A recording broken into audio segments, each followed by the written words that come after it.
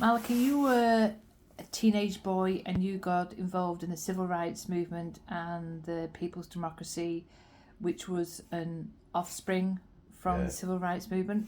Can you chat to us about that? Well, I was still probably at school. I think I was probably even still at the Christian Brothers, or it might have been at the Tech. But my former teacher, Eddie Toman, his son was stung, and he stood against Strong, who was representing at that time, and he was Cyril Toman, and I was following him about the town, and I think he sort of got 3,000 votes or whatever it was, and Strong got in, and it was at that time that I was my fine was paid by Bernadette Devlin, because Bernadette Devlin I think was in jail at that time, so it must have been around the time of the 69.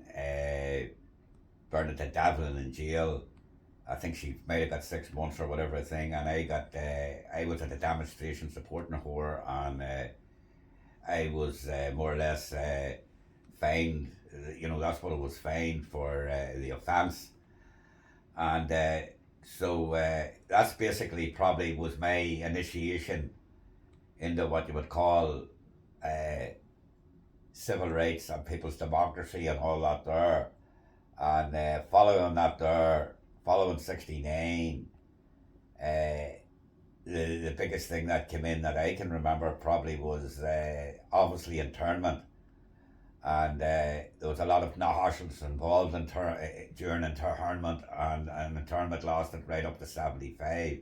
But in that period of time, obviously there was allegations came out of torture and all that there at that time, which Fa Murray and Fa Fall were sort of involved in. And then there was people getting lifted from all sort of areas. They were brought to Ballykelly. I was in Ballykelly for about 3 days or so at that time, and then got released. So there was a lot going on at that time too, and there was a lot of harassment going on uh, at that time.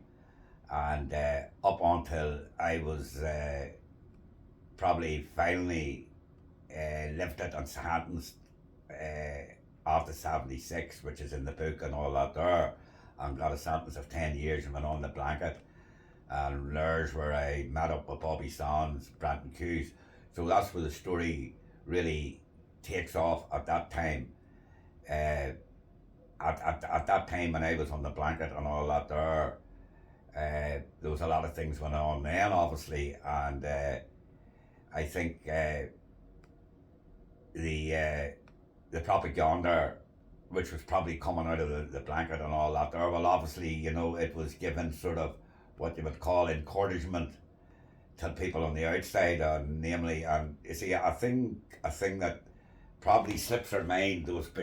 I think there was about 36 prison officers killed in around that time, so that would sort of give credence to why there was beatings on the blanket and all. They were taking it out on the inmates, uh, both in the side. And another important point would be loyalists were looking separation. They were looking the same thing too, only to a lesser extent.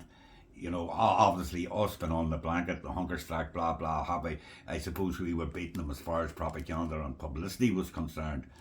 And once the hunger strike ended, the Sinn Féin vote went up after the Bobby Sands, and they probably hadn't surpassed the SDLP at that thing, but they did surpass the SDLP after it, as far as I know.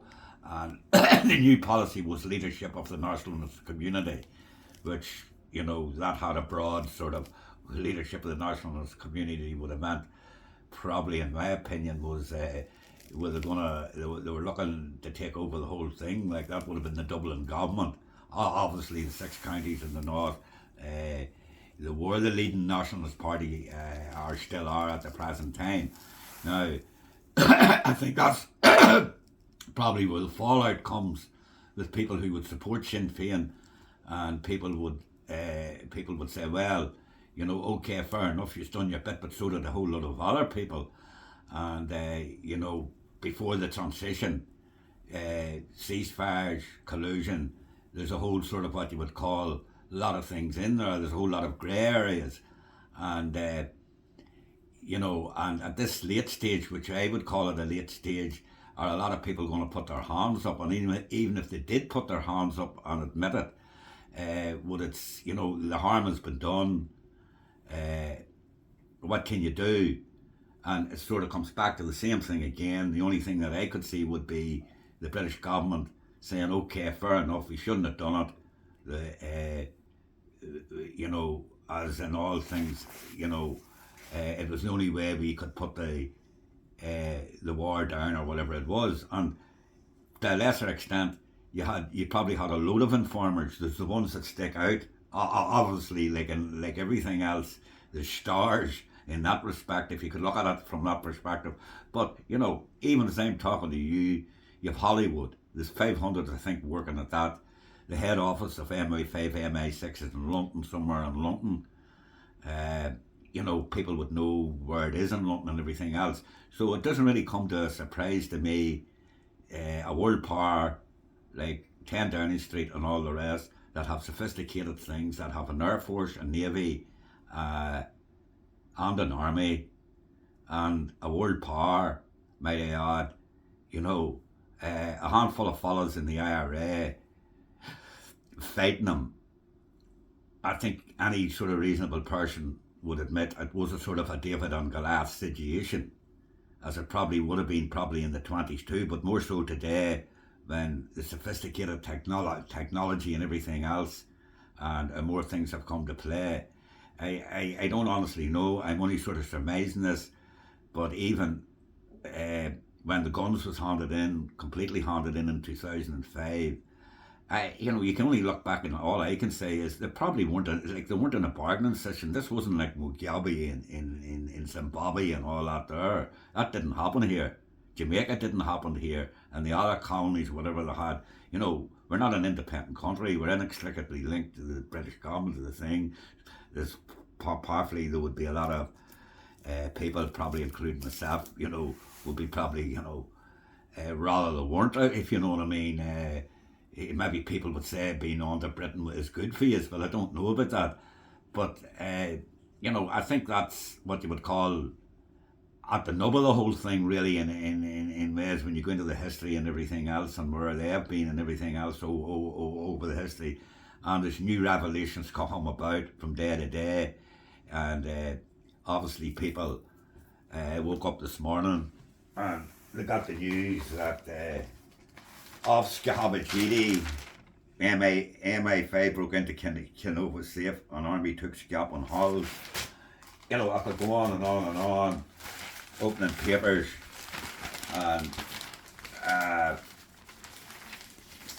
headlines.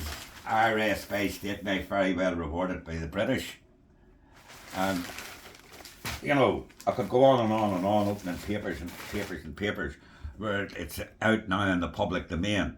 So, I'm not a politician, but I mean, I would say a lot of people after this morning, or even after talking to you, would realise, but then the next question is going to be asked, well, what can be done about it? You know? And that's going to be a very hard question to answer.